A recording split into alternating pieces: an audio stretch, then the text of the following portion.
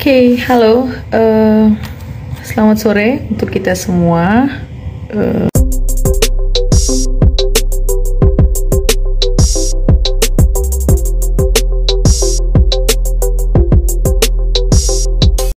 Bagaimana kabarnya? Semoga dalam keadaan sehat dan baik-baik adanya.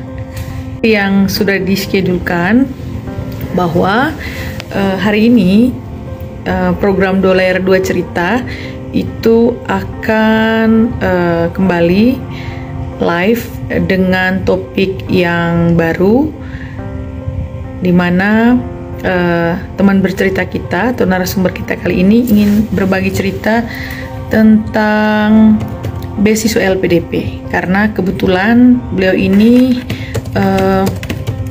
adalah awardee LPDP 2021. Nah, sebelum itu saya berharap bahwa ada yang bersedia nanti untuk juga berbagi cerita, lalu juga mungkin bertanya-tanya dengan narasumber kami. Oleh karena itu saya undang dulu. Di sini semoga sedang on ya, saudara saya Bung Fenan atau Saudara Fenan. Oke, halo.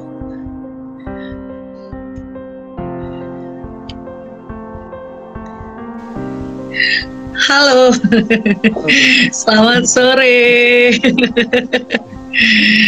Bagaimana? Aman? Urusan kendala teknisnya aman ya? Aman. Oke, baik. Ya, berapa hari ini agak macet. Oke, agak macet. Iya. Oke, semoga ini aman sebentar ya. Kita baru saya dan IT, tapi mungkin nanti teman-teman pelan-pelan akan bergabung. Tapi saya juga akan berencana untuk convert video ini ke YouTube, jadi tetap akan dibagikan ke YouTube juga. Jadi mungkin ada yang belum bisa ikut sore ini. Sambil menunggu beberapa teman bergabung, ini sudah ada 5 orang. Ada sahabat saya, teman Project Socialpreneur ID, Bung Selo, hai. Oke. Halo, Bung Fenan. Oke, sinyalnya kurang baik ya. Mungkin bisa ke LTE dulu, pindah ke jaringan LTE, atau kalau kesulitan ya tidak apa-apa. Kita sesuaikan saja. Oke, aman ya. Ini sedang di rumah kah? Di rute kan? Di rumah ini. Oke, baik sudah. Ini sudah ada yang bergabung dan akan terus mungkin ada yang bergabung. Kita tetap lanjutkan saja karena takutnya kalau semakin sore nanti sinyalnya buruk ya. Oke, baik. Selamat sore untuk Bung Fenan dan teman-teman yang sudah join dalam live IG program 2 Layar 2 Cerita. Di hadapan kita ini sudah hadir teman bercerita kita, teman ngobrol dan bincang ringan kita. Nah, untuk tidak memperpanjang waktu selanjutnya saya berikan kesempatan kepada Bung Fenan, mungkin perkenalan dulu. Karena beberapa teman yang bergabung ini ada mahasiswa saya juga, ada teman saya di proyek lain. Mungkin mereka belum kenal ini. Ini siapa ini teman 2 Layar 2 Ceritanya saya. Oke, boleh memperkenalkan diri secara singkat? Oke, silahkan. Selamat sore untuk kita semua. Mungkin bisa dikeraskan suaranya juga, Nana? Bisa dengar jelas suara saya? Oke, bisa, tapi mungkin lebih besar sedikit. Oke. Ya. Oke. Silakan. Mazil. Halo.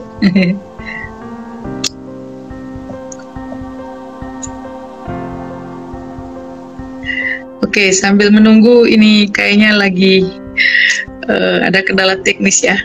Mohon dimaklumi karena jaringan sinyal di wilayah Indonesia Timur ini agak macet-macet ya. Oke, bagaimana layarnya kayaknya tertutup itu atau di off kan layarnya. Oke.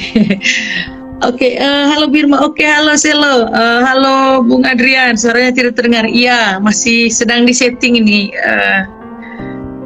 Karena jaringannya juga kurang buruk. Kurang baik maksudnya. Halo. Oke. Sudah. Halo, oke. Mantap. Oke. Oke. Bung Ano Susabun bergabung ini karena temannya ini yang lagi live ini. Gerombolannya Om Vena ini bergabung semua. Ya, silahkan perkenalan singkatnya dulu. Agak jelas suara saya, Kakek? Siap. Oke. Ya, jelas. Selamat sore, teman-teman yang sudah bergabung. Terima kasih untuk Kakak Irma sudah mengundang saya di layar dua cerita namanya, Kakek. Iya, 2 layar 2 cerita. 2 layar 2 cerita.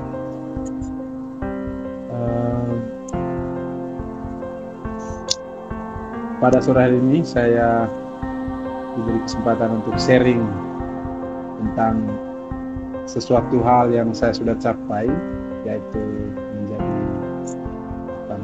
penerima beasiswa LPDP Lolos tahun 2021.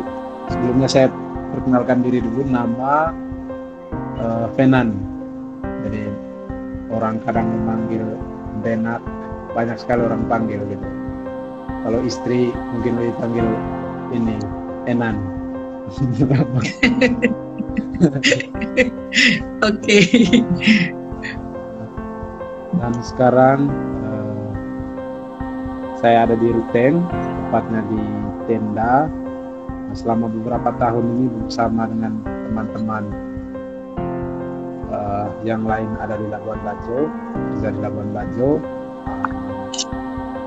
Ya, kadang orang mengenal sebagai aktivis, mengenal juga sebagai yang lain mungkin menyebut sebagai peneliti, atau juga kadang sebagai penyanyi, nyanyi untuk diri. Oke. Selama ini ada di Insan Spirit for Justice and Peace, satu lembaga yang memang secara khusus menekuni atau meneliti isu-isu pembangunan dalam Bajo. Katanya ini suara saya agak kecil. Bagaimana kalau sekarang saya cabut headset? Apakah sudah bisa? Mantap. Ya, rupanya mantap. Jangan pakai headset. Oke. Dari 2018 ya saya kerja di Sun Spirit di Labuan Bajo bersama dengan teman-teman.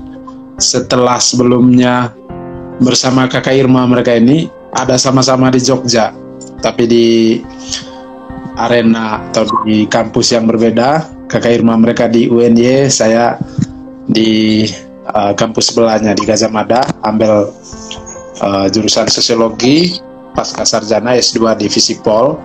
Setelah sebelumnya menempuh pendidikan filsafat di Ledalero gitu. Jadi memang sampai sekarang background saya tetap ilmu sosial walaupun tidak linear, filsafat dan sosiologi, tapi sebenarnya dua hal yang dalam banyak hal mempunyai irisan yang sama gitu. Lalu pada 2021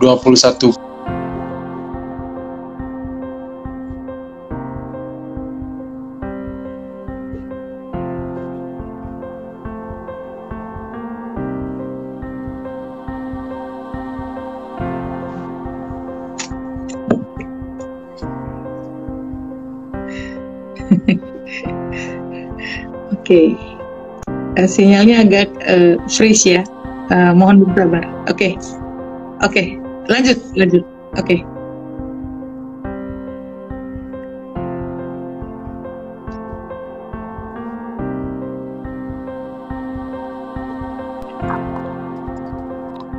Sinyalnya agak terganggu sedikit. Oke. Halo Kakak Irma. Oke, halo. Ya. Oke. Ya. Bisa. Meskipun kurang bagus ya, tapi lanjutkan sih. Oke. Lalu kemudian pada tahun 2021 saya coba apply beasiswa LPDP untuk jalur beasiswa afirmasi untuk S3 di luar negeri, dan saya melamar untuk program studi Asia Tenggara ya. Ya tetap di dalam ranah ilmu sosial gitu, antropologi dan lain-lain, dan dinyatakan lolos. Tapi sampai sekarang juga belum berangkat karena banyak persiapannya. Nanti sebentar kita banyak cerita tentang itu juga, dan ya semoga tahun depan sudah bisa berangkat lah, awal tahun. Mungkin itu dia punya perkenalan singkat mengenal Kakak Irma. Oke, baik, terima kasih. Ini singkat tapi mendalam ya. Ya, jadi ya tadi seperti yang sudah dikenalkan, sebenarnya Om Fenan dengan saya ini bukan orang baru ya. Kebetulan di masa kecil, masa remaja kami juga pernah bertemu, lalu saat kuliah pasca sarjana juga bertemu dan sering berdiskusi.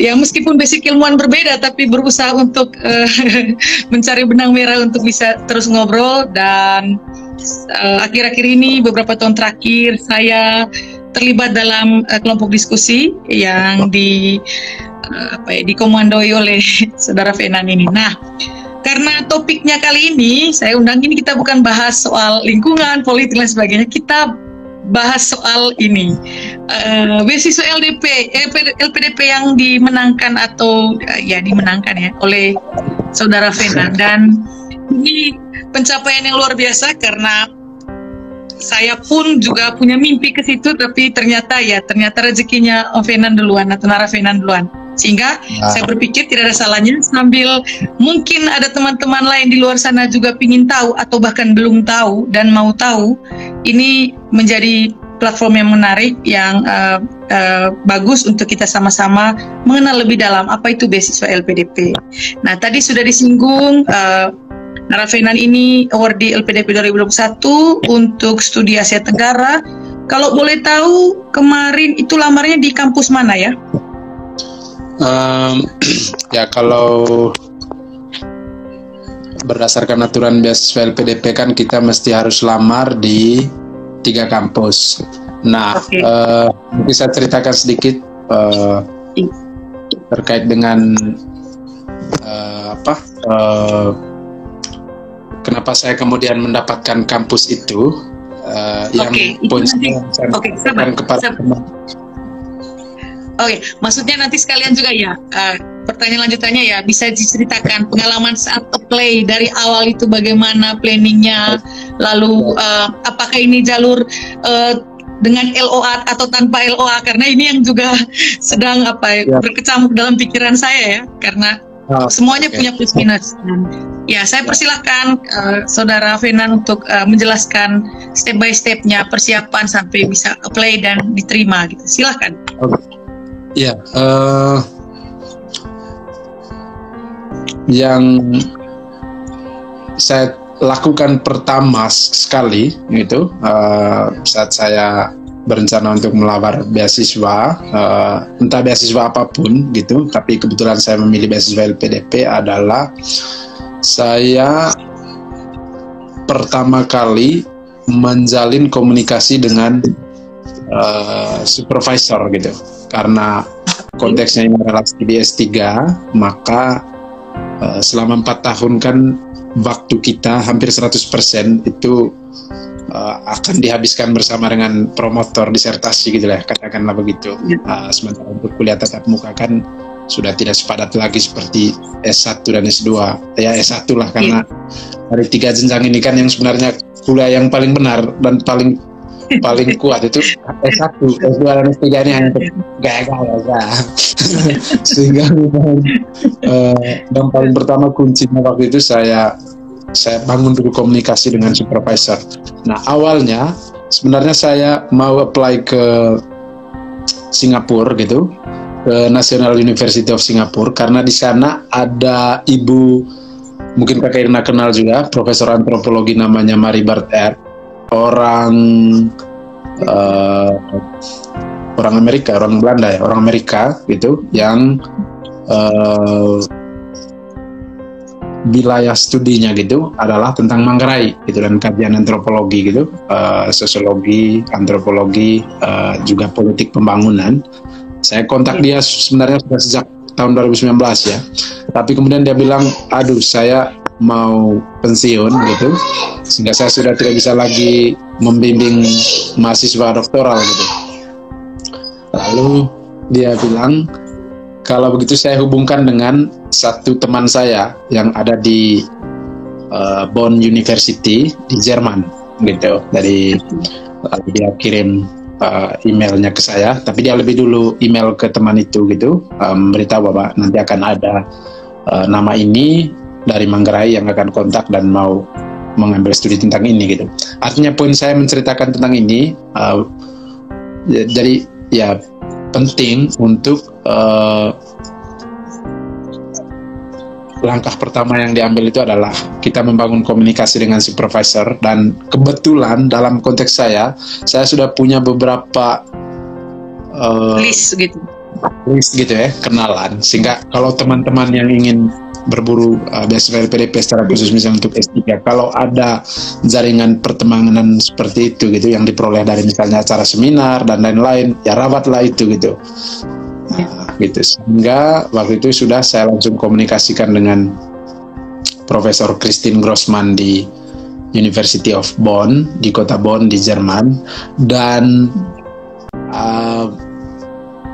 sambutannya sangat baik dari beliau karena memang sebelumnya sudah diberi kata pengantar, katakanlah begitulah, oleh Profesor Maribert Eert gitu, sehingga dia sudah tahu sedikit gitulah cerita tentang saya gitu, sehingga memang ketika saya membangun komunikasi gitu tahun 2020 gitu ya, sebelum 2021 saya lamar gitu, jadi 1 tahun sebelumnya ini sudah persiapan. Lalu saya kirim draft proposalnya berapa ya, 4 halaman. Jadi teman-teman yang lain jangan membayangkan sampai berhalaman-halaman seperti kalau kita bikin ya nanti itu pas kuliahnya gitu. Tapi untuk kepentingan ini mungkin itu juga salah satu pertanyaan yang mungkin teman-teman bingung selama ini, nanti proposalnya habiskan berapa halaman, lama lagi. Tidak, hanya kalau mau lamar ke luar negeri atau juga di Indonesia, saya pikir hanya gambaran awal saja untuk proposal 4-5 halaman, yang penting memang padat gitu dan kita clear gitu, sampaikan apa yang menjadi pokok soal yang kita mau dalami gitu. Lalu saya kirim dengan bahasa Inggris juga yang sekenanya gitu. Jadi ya poin saya atau sepengalaman saya, jangan pernah menjadikan bahasa juga sebagai satu alasan dari teman-teman untuk tidak mengambil sesuatu yang lebih ya, saya tidak membedakan antara dan luar negeri, tapi kalau ada peluang lebih challenging. Okay. Yeah. Sehingga dan bahasa jangan pernah dijadikan sebagai halangan gitu. Jadi mereka pasti paham, toh ini bukan bahasa ibu kita gitu. Yeah. Jadi kirim saja, ya mungkin juga bisa diserahkan atau bisa dimintai bantuan teman-teman yang tahu sedikit secara grammar. Kebetulan saya juga waktu itu minta teman yang untuk koreksi gitu ya, dan dikirim.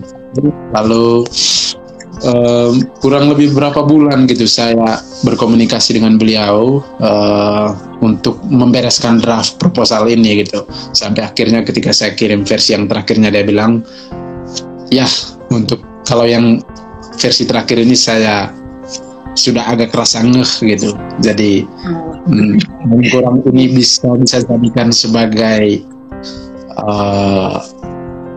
bahan untuk nanti jadi jaminan untuk saya ketika saya mengkomunikasikan dengan dewan dosen yang lain untuk bisa menerima Anda di sini gitu. Jadi kirimnya hanya ke supervisor dulu gitu. Jadi jadi kita belum diterima di kampusnya gitu. Lalu kemudian pada apply LPDP? Mengapa LPDP? Kan banyak nih,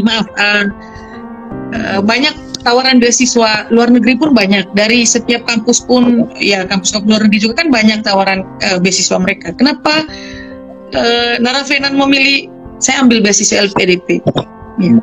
Ini Dan menarik mungkin ini, bisa saya kira. bantu menceritakan sedikit apa sih sebenarnya beasiswa LPDP itu, karena ada beberapa mahasiswa saya yang juga bergabung nih, mungkin mereka belum tahu, Fenan. Coba bantu untuk menjelaskan. Ya.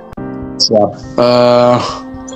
Sebentar baru kita lanjut cerita tentang kampus tadi itu, Kakak. Saya jawab dulu pertanyaan Kakak Irma ini. Ya. Itu jadi beasiswa LPDP ini beasiswa dari Kementerian Keuangan gitu, di bawah Kementerian Keuangan. Ya memang saya kira ini menjadi beasiswa yang paling besar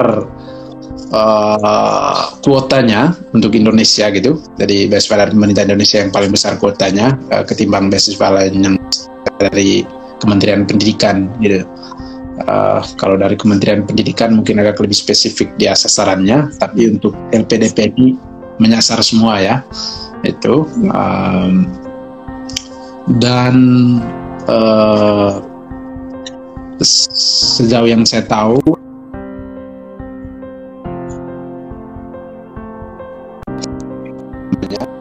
kategori yang kedua yang afirmasi, lalu yang ketiga beasiswa Indonesia Timur BIT itu. Nah, kenapa saya memilih ini? Karena menurut saya ini beasiswa yang paling besar peluang untuk kita lolos, gitu. Jadi saya kira itu kalau saya tidak tahu teman-teman awardee lain yang lolos, tapi menurut saya ini yang paling besar peluangnya karena afirmasi, dari kita masuk ke jalur afirmasi dan ya saya kira mumpung kita masih ada dalam predikat daerah 3T gitu. Oke. Karena kalau saya tidak salah dari NTT ini nggak ada yang sudah tidak bisa lamar karena dia keluar dari predikat 3T kalau saya tidak salah. Dulu saking majunya di bawah era kepemimpinan Marianus saya kan. Kalau saya tidak salah, coba cek lagi karena itu saya kira kalaupun kita menerima predikat bahwa kita ini miskin, terbelakang, tertinggal apa semua, tapi manfaatkan ini untuk sesuatu yang baik. Dan salah satunya ini melalui beasiswa afirmasi LPDP yang kuotanya lebih banyak ke kita gitu. Jadi NTT, Maluku dan Papua gitu. Tapi sebenarnya kalaupun misalnya nanti kita tidak tidak masuk di afirmasi secara kriteria karena kendala daerah misalnya, tiba-tiba misalnya karena pariwisata super premium ini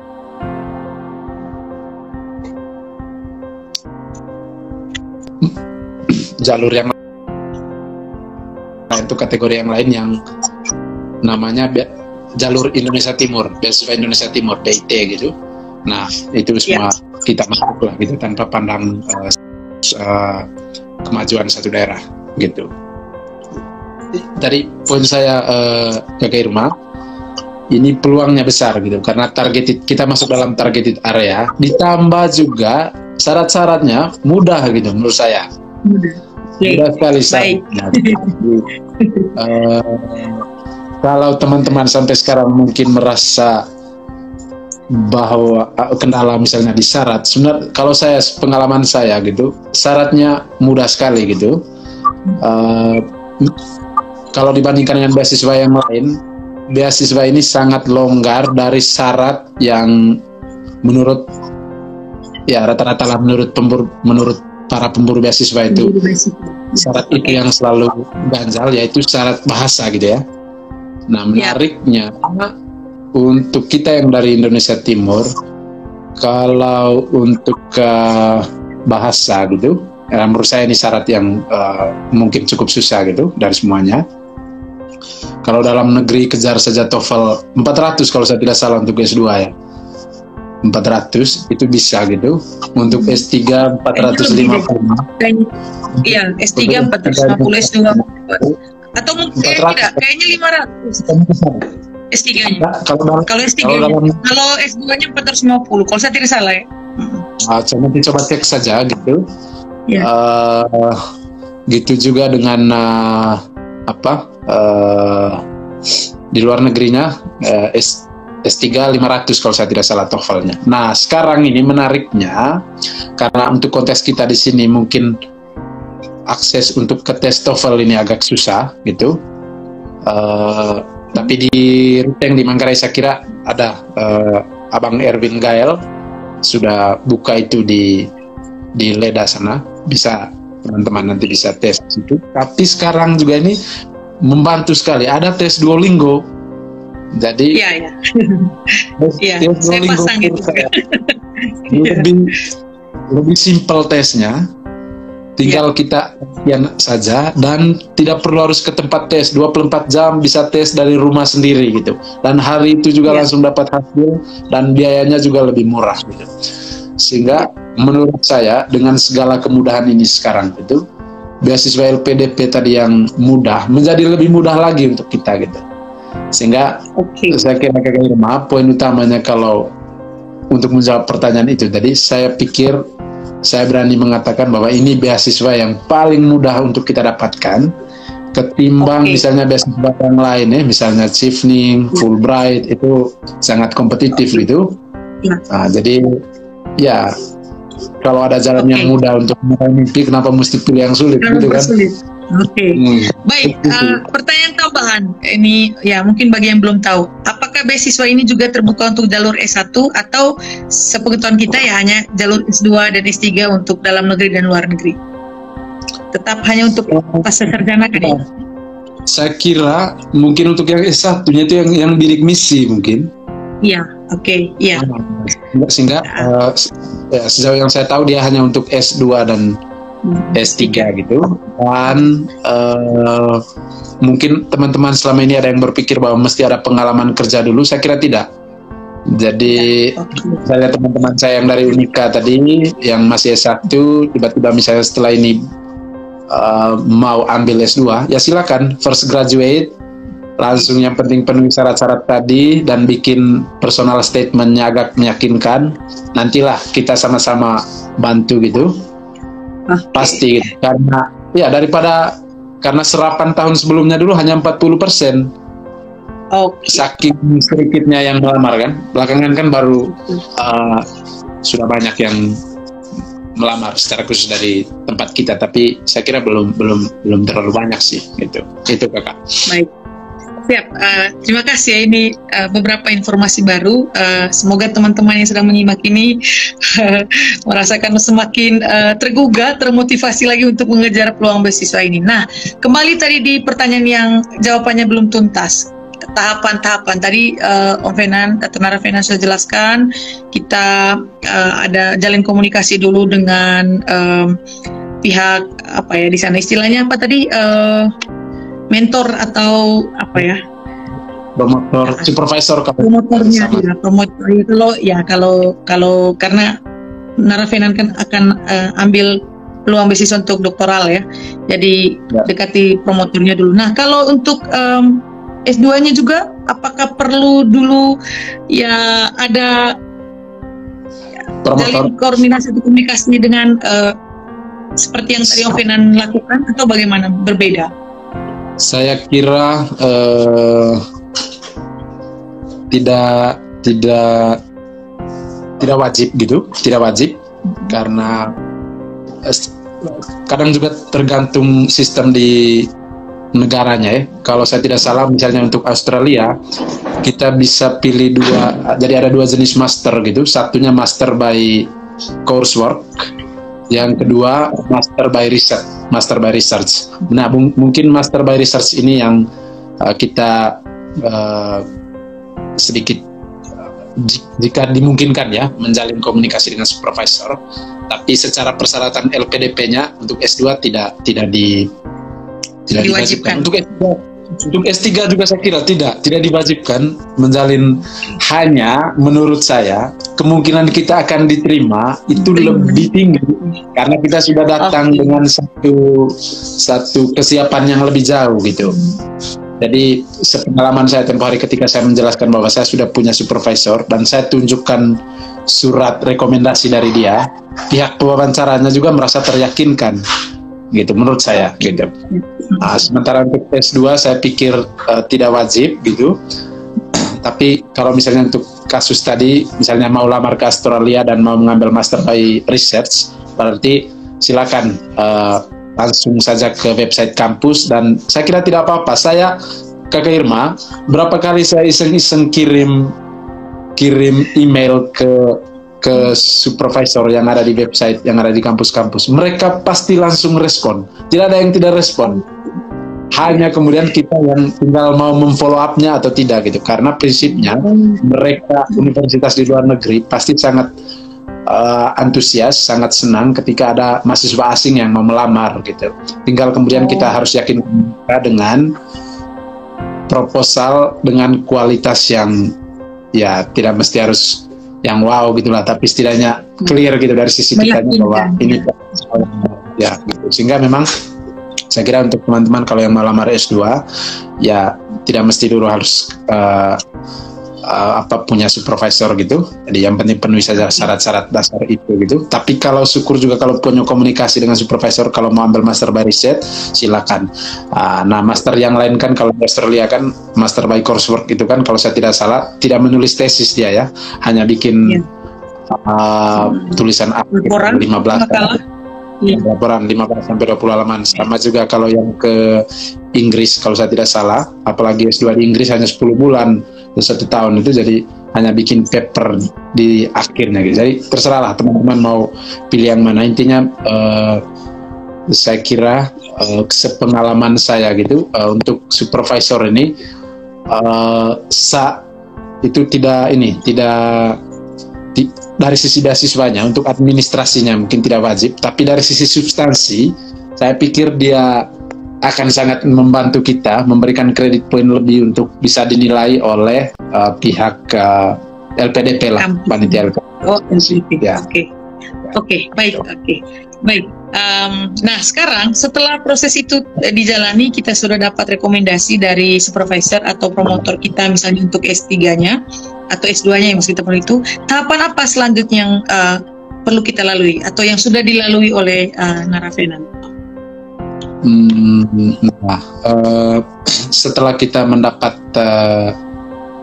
letter of recommendation, letter of admission dari supervisornya, lalu kemudian kita menyiapkan semua berkas gitu sesuai dengan list yang ada di syarat LPDP, seperti kalau syarat-syarat administrasi, ijazah dan lain-lain itu saya pikir teman-teman sudah punya semua itu.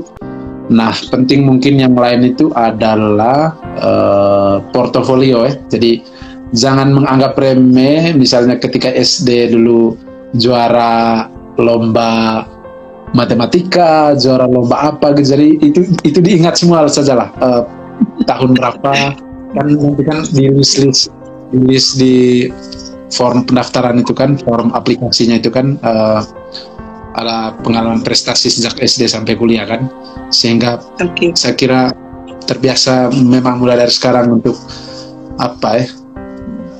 ya saya kira kita jangan hanya membaca biografi orang lain, jadi mulai dari sekarang juga bikin biografi diri sendiri gitu.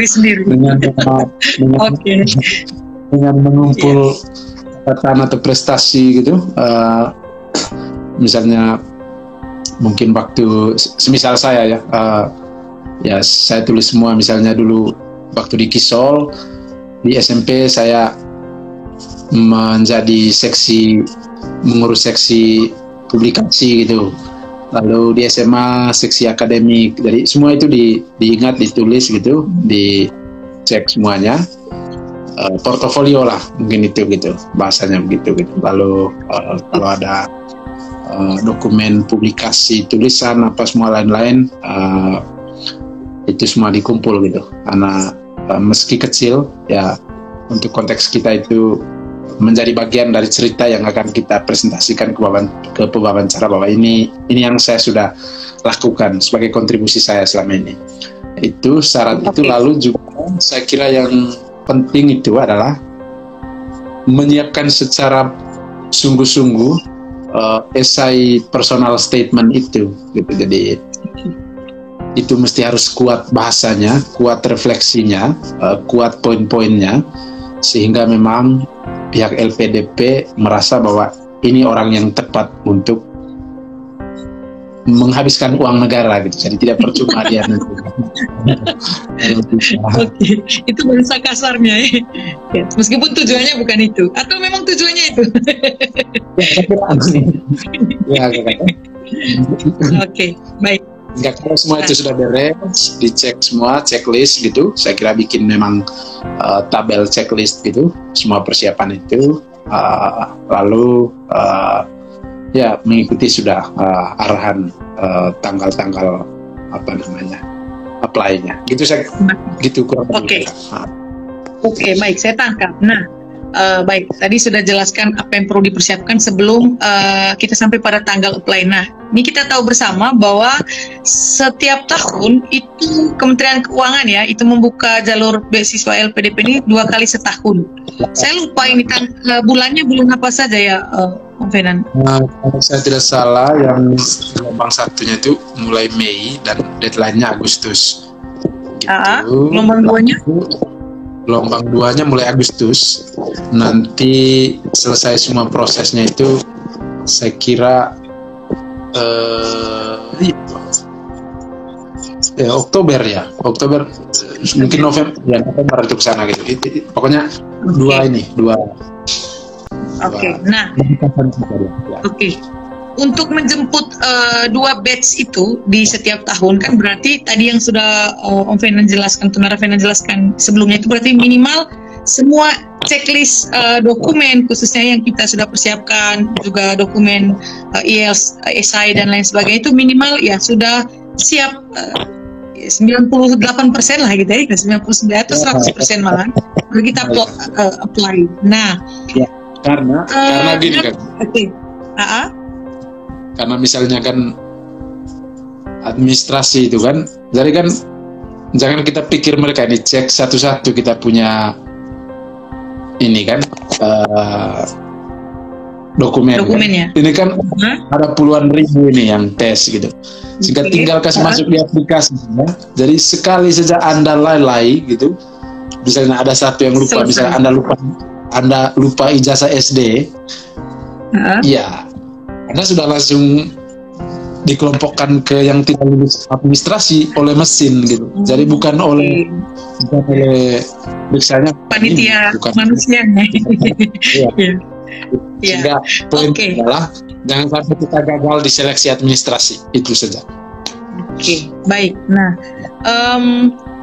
berarti tahapannya itu yang pertama itu tadi kita seleksi administrasi. Nah, sekarang apakah saat seleksi administrasi itu diminta itu LOA-nya itu, letter of acceptance dari kampus tujuan, atau ya memang ada seperti kita bilang tanpa itu pun kita bisa punya peluang untuk diterima. Nah, pengalamannya Om Tunara Fenan itu kemarin pakai LOA atau tidak?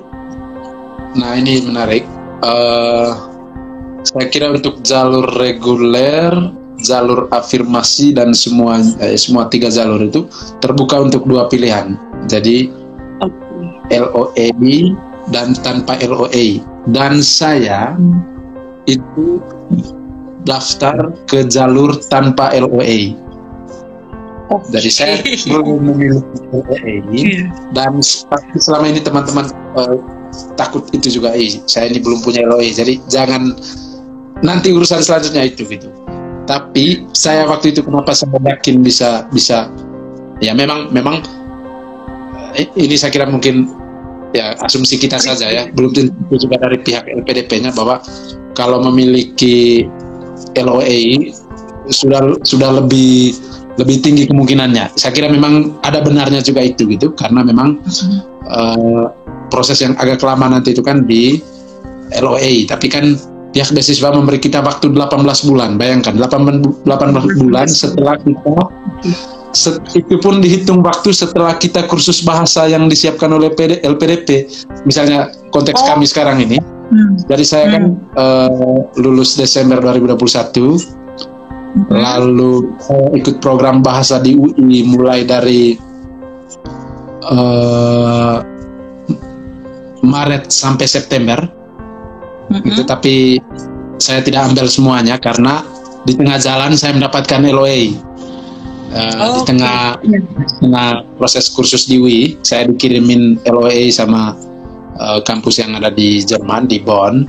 Nah, untuk teman-teman yang lain yang teman-teman saya masih tetap berlangsung persiapan bahasanya di UI, karena perhitungan 18 bulan itu baru dimulai setelah September 2022 ini gitu. Jadi hampir punya 2 tahun gitu lah untuk kita mengejar LOA, dan itu saya kira kalau kita sudah mulai komunikasinya dengan kampus, gampang saja perkara LOA itu, sehingga tidak usah menjadi hal yang mengganggu niat teman-teman gitu. Oke, berarti ya meskipun tahu plus minusnya, tapi kepercayaan diri yang tinggi, dan juga mungkin itu tadi trik pertama tadi, pendekatan dengan supervisornya sudah ada, sudah punya gambaran proposal disertasinya seperti apa, lalu ya percaya diri ya harus pasti, dan itu yang mungkin mendorong Naravenan untuk bisa goal untuk menangi beasiswa ini. Nah, baik, setelah mengikuti kursus bahasa, nah anggap saja LOA-nya sudah terima atau belum ya kondisinya? Yang di kondisinya Alvin kan sudah terima nih. Apalagi yang perlu dipersiapkan? Ya. Yang lainnya ya. Tadi saya kira ya tadi yang tadi jelas ya, yang pertama bahwa keseluruhan dokumen untuk seleksi administrasi itu sudah harus beres, dan saya kira orang yang tersandung di administrasi itu karena kelalaiannya sendiri gitu, karena jelas sekali saya kira kriteria seleksi masuknya. Jadi kalau Anda 100% memenuhi tidak ada dokumen yang dilupakan gitu, atau tidak memenuhi syarat cecer, berarti Anda sudah 100% gitulah lulus, dan hampir semua saya kira lulus. Dan saya kira teman-teman jangan pernah, saya banti-banti memang, jangan pernah melakukan penipuan. Misalnya contoh gitu. Nah sekarang ini banyak sekali nih calo-calo tes bahasa misalnya ya. Anda hanya tinggal bayar bisa dapat itu sertifikat. Jadi teman-teman nanti ada 2 saya kira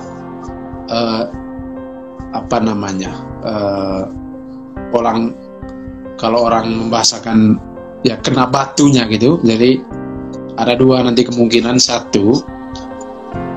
orang LPDP mereka akan cek ke tempat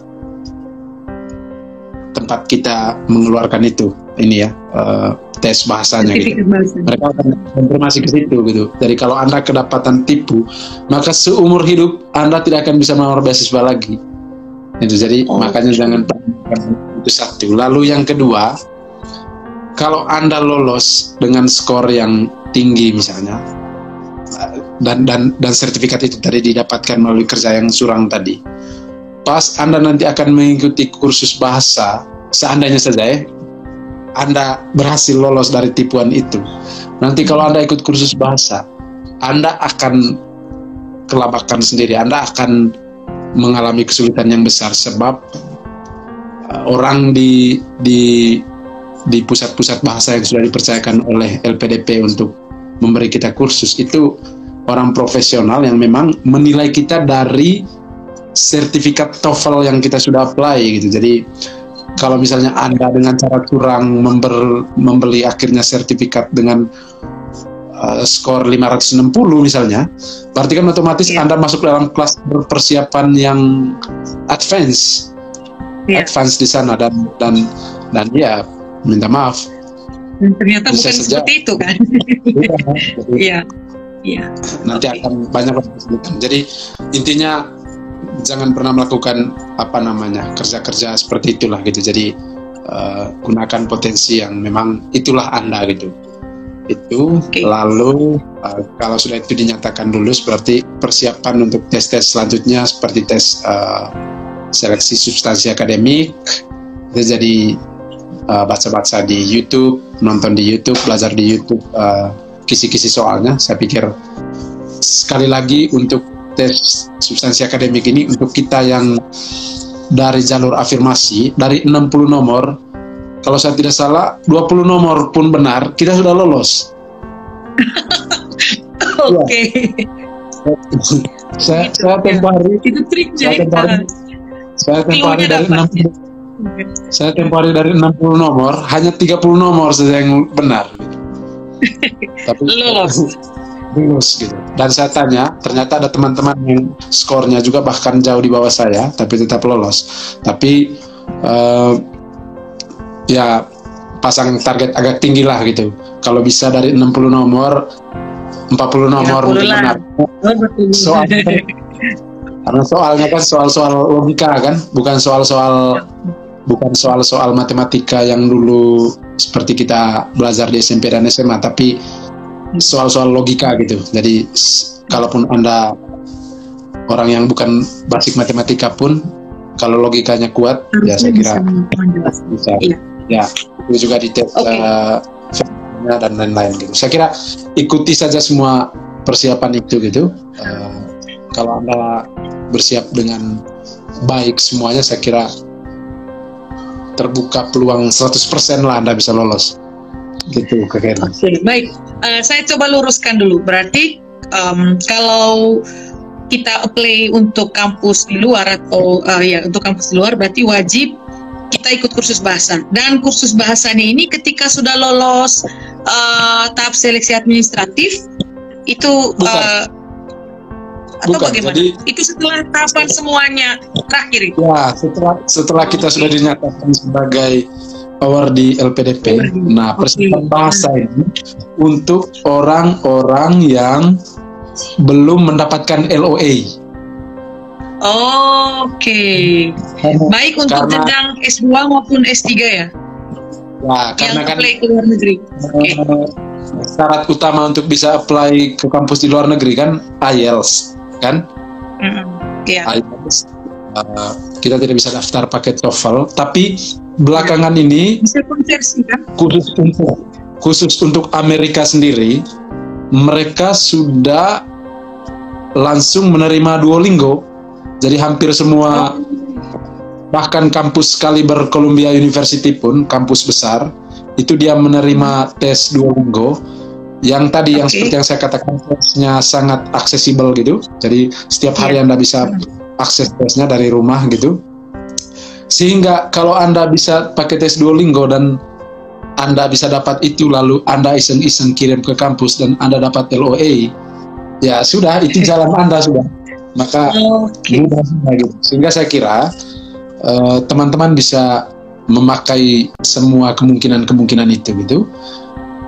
Tapi kalaupun hanya menggunakan TOEFL, saya kira peluangnya tetap sama, karena nanti LPDP akan menyiapkan waktu 6 bulan bagi kita untuk intensif. Bayangkan saya ikut di UI itu dari pagi sampai sore gitu. Jadi hanya belajar bahasa Inggris. Selama 6 bulan. Selama 6 bulan. Tapi saya kemudian hanya stop di tengah jalan 3 bulan karena ada sebuah pertimbangan waktu itu. Tapi sebenarnya kalau saya hanya mau belajar saja, sebenarnya saya harus tetap ambil karena ilmunya gitu, bukan soal syarat keluar negeri sudah gitu.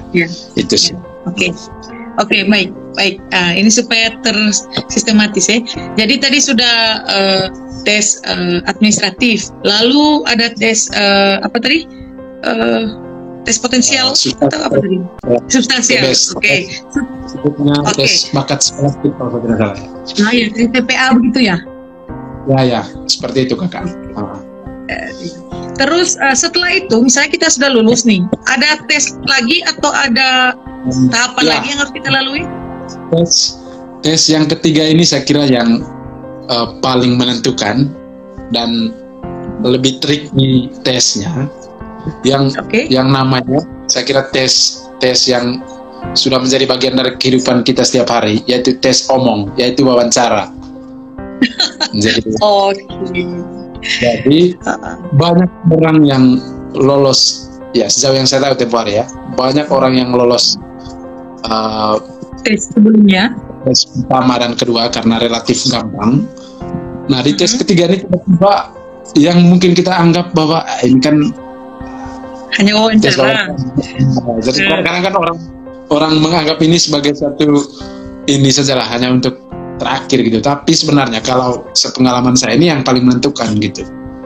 Karena kenapa saya katakan ini paling menentukan, karena disinilah kesempatan kita untuk menjelaskan personal statement yang kita lansirkan waktu administrasi, ya. Sehingga menurut saya tulislah sesuatu yang memang itu real dari Anda gitu. Dan juga misalnya tadi publikasi-publikasi juga itu juga sebisa mungkin jangan menipu gitu. Kalau tidak pernah menulis di jurnal, lebih baik jangan sertakan bahwa jangan tulis bahwa saya pernah menulis di jurnal gitu. Jadi tulis sajalah apa yang menjadi capaian Anda saat itu gitu. Nah, saya kira Kakak Irma, saya penting sekali mengatakan ini, bicara jujur, karena dalam pengalaman saya waktu itu, jadi mereka bilang begini, Anda ini semua informasi yang kami peroleh tentang Anda dari internet, karena kita kan kirim semua media sosial apa semua. Nah, mereka kan waktu wawancara kita juga kan searching nama kita kan, dan menariknya mereka bilang bahwa kami lihat Anda ini sangat anti pembangunan, anti pemerintah gitu. karena mungkin jejak di Google kan luar biasa. Sangat konservatif sangat tidak bersahabat dengan pemerintah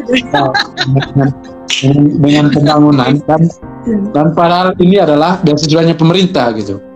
Lalu mereka ulik betul tentang itu dari saya, dan saya menduga bahwa mereka bukan soal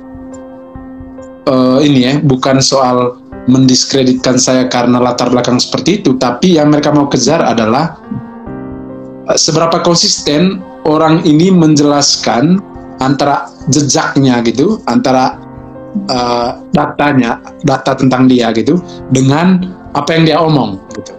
Dan saya tidak menyembunyikan cerita-cerita apa yang saya lakukan selama 4 tahun gitu, yang memang kalau saya ringkas ya semuanya itu selalu dalam posisi oposan gitulah dengan pemerintah gitu. Tapi waktu itu saya tidak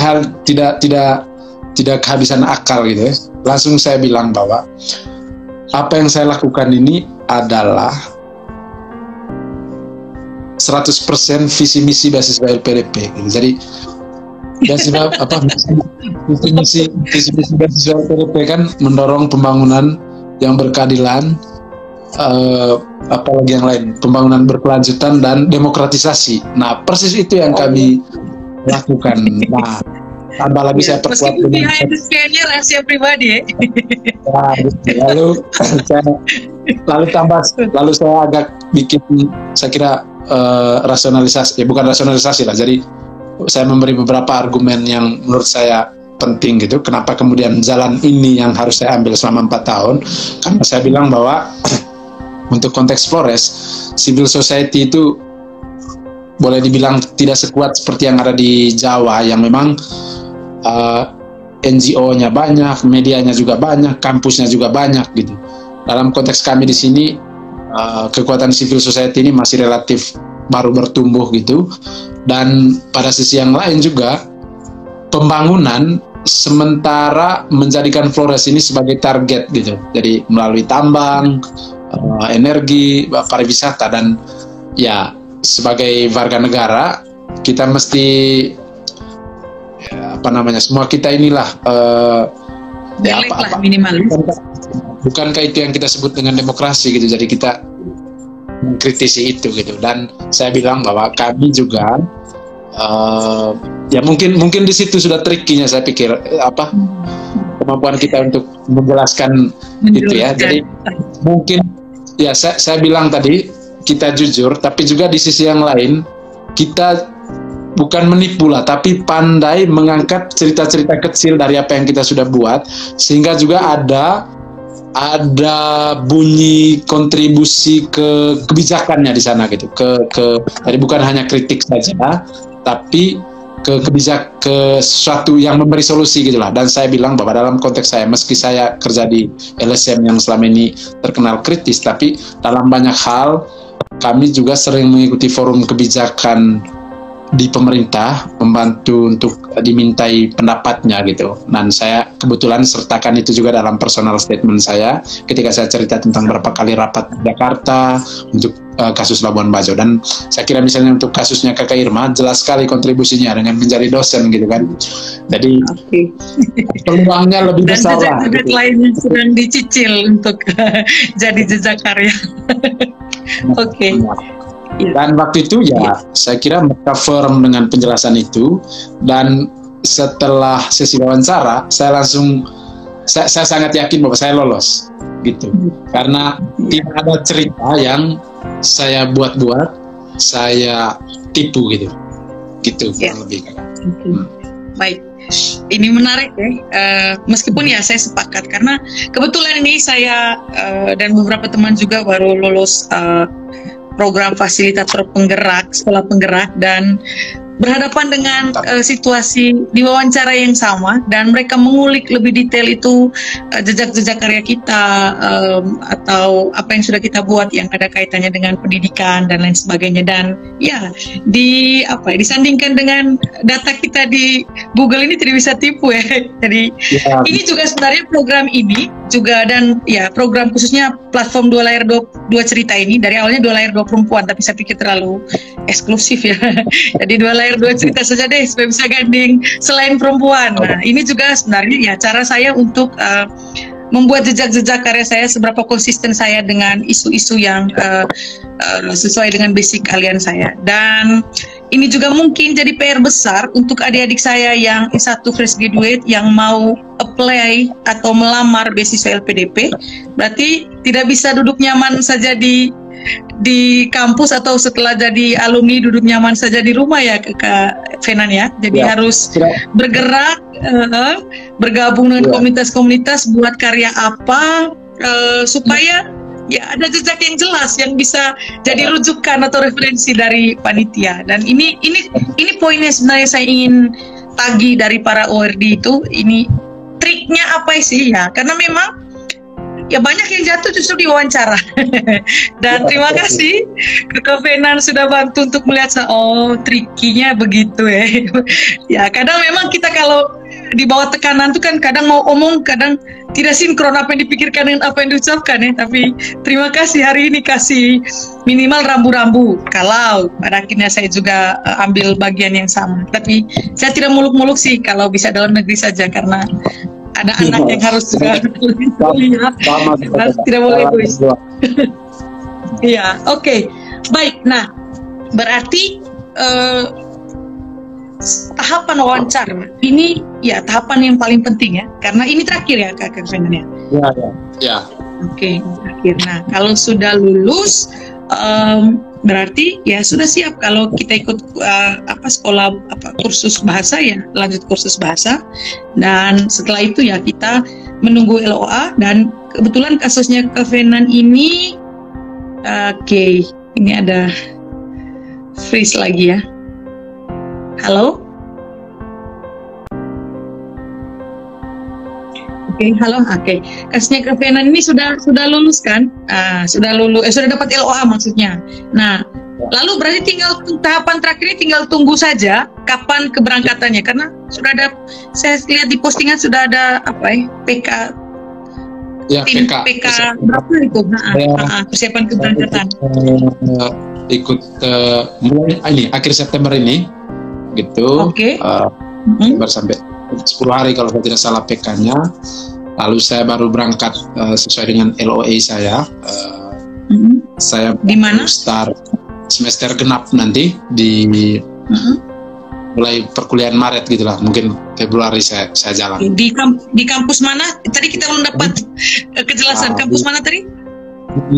Namanya itu University of Bonn Bonn, Oke. kota Bonn di Ya, Jerman ya. Universitas didirikan pada tahun 1800-an, salah satu universitas tua juga di sana gitu. Ya. Tepatnya itu di nama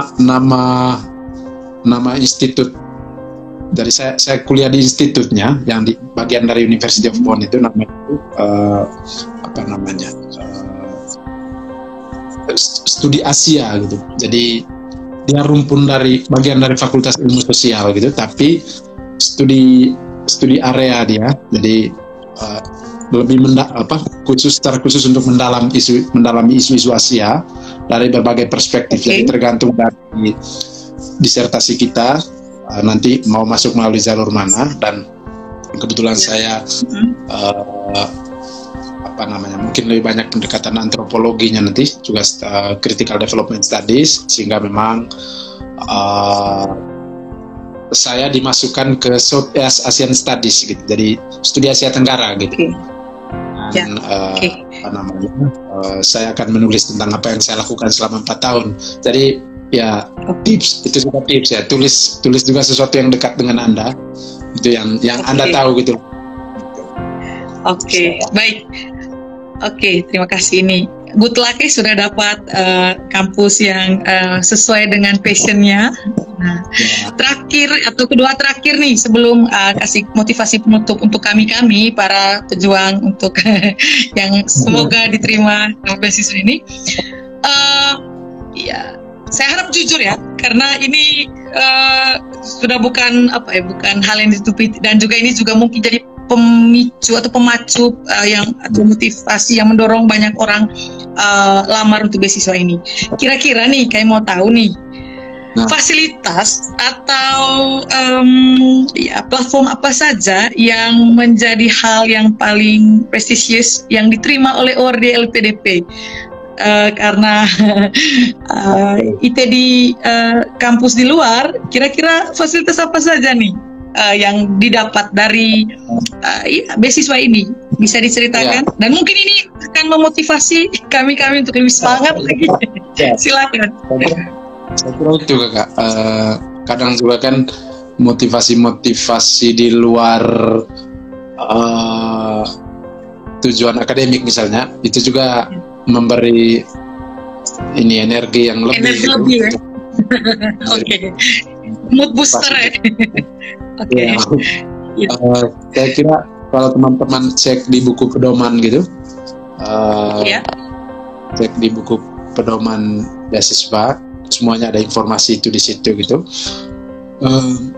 dan beberapa fasilitas dasar yang kita peroleh gitu. Yang jelas pertama tuition fee gitu, untuk uang sekolah SPP itu sudah pastilah gitu, jadi wajib gitu. Lalu yang kedua living allowance, jadi biaya hidup hari-hari mungkin ya. Sehari-hari gitu.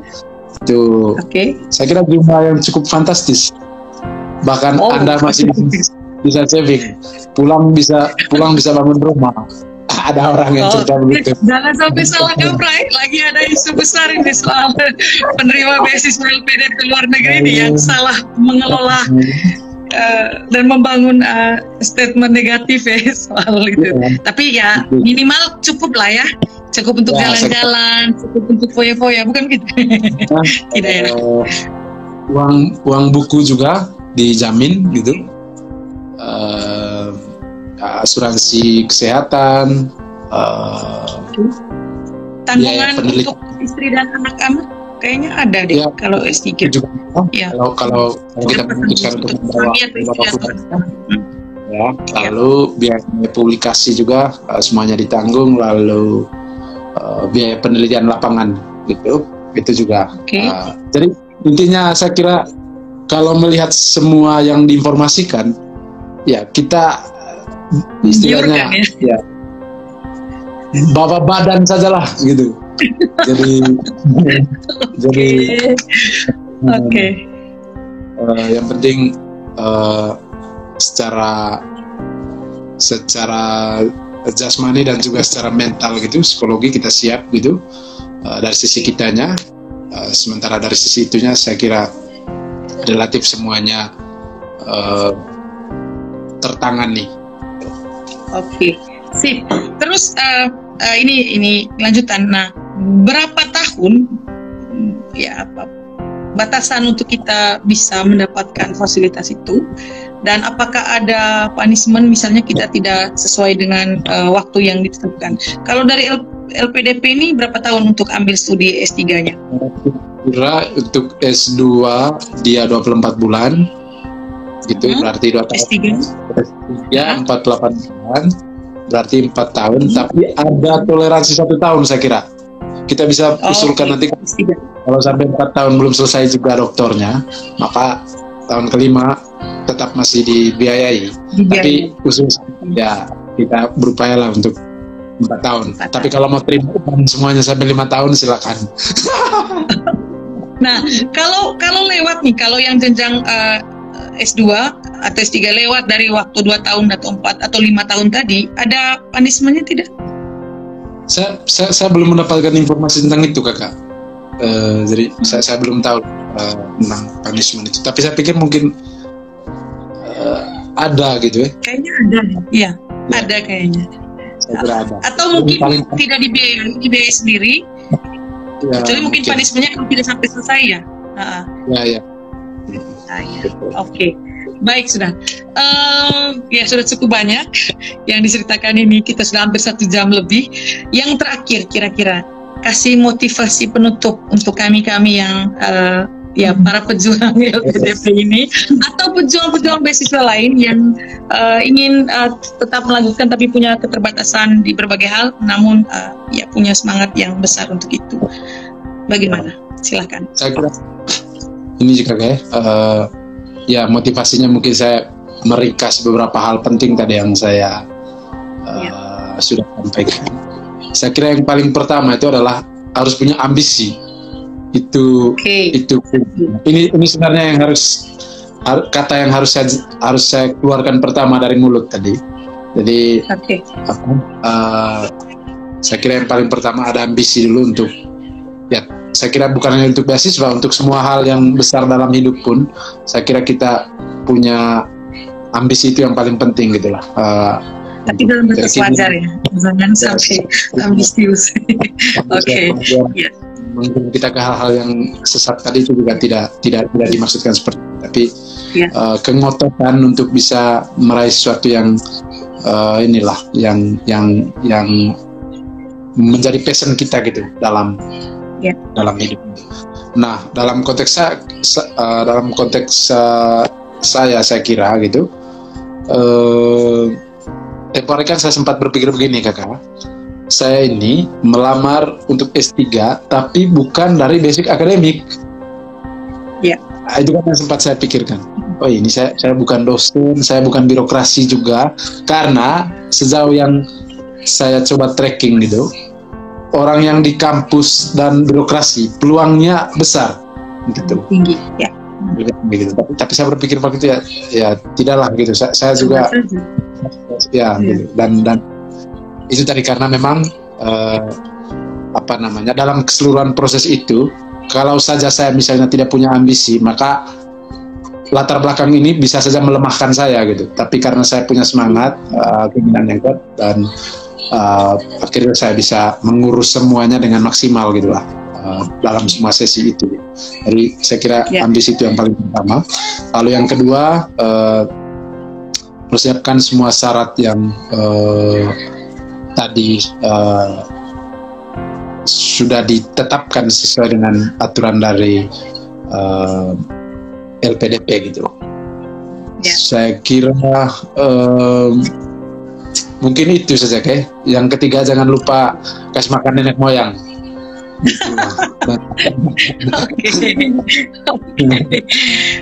Oke, ya menarik ya. Yang ketiga ini menarik ya. Tapi ya memang pada akhirnya ya harus mengakui bahwa ketika semuanya tidak berjalan dengan semestinya, mungkin ada yang kurang di situ ya. Tapi ya, oke, luar biasa ya. Narasumber kita hari ini, Kak Fenan, terima kasih banyak sudah berbagi cerita yang sangat real yang berbagi pengalaman yang memang sudah Ite jalani, dan saya yakin ini sangat menginspirasi. Saya pun sangat terinspirasi dengan mendengar cerita ini. Kan kita sebelumnya sudah pernah kontak, kapan nih bagi-bagi nih, kakak mau belajar nih dari meskipun adik, tapi ya Anda sudah melewati itu dan bisa. Kenapa tidak saya mau belajar itu kan? Nah, dan saya yakin teman-teman di luar sana yang sempat bergabung dan nanti yang akan nonton di platform YouTube juga, atau sebentar yang nonton di live IG yang ini sudah bukan offline lagi, mungkin sangat bersyukur dapat banyak pencerahan, dapat banyak tips trik yang memang datang dari orang yang sudah lolos. Jadi kita bukan bicara hal-hal yang teoritis lagi, tapi sudah hal yang praksis yang sudah terbukti nyata nih. Dan atas dasar itu kami ucapkan terima kasih, dan kami juga doakan semoga tahapan selanjutnya dipermudah, khususnya juga bagaimana bagaimana nanti berpisah dengan keluarga, karena saya yakin belum bisa diboyong gitu.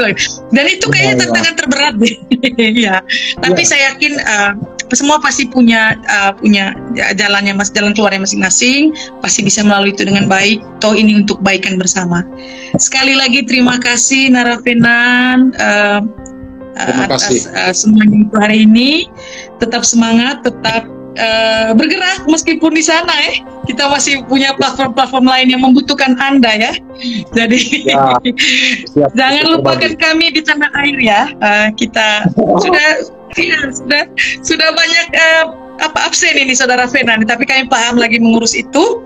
Dan terima kasih juga untuk yang lagi-lagi yang sudah bergabung. Semoga diskusi talkshow sederhana, bincang-bincang ringan kita sore ini bermanfaat untuk kita semua. Saya tutup program 2 Layar 2 Cerita, bincang ringan tentang beasiswa LPDP bersama Ordi LPDP 2001 Fenan Haryanto sore ini dengan mengucapkan selamat sore, sampai bertemu kembali. Semoga di lain kesempatan kita bertemu masih dalam keadaan sehat walafiat. Good luck untuk semuanya, good luck untuk perjalanan berikutnya ya. Oke, selamat sore semuanya. Oke, dadah. Saya close ya. Oke, siap.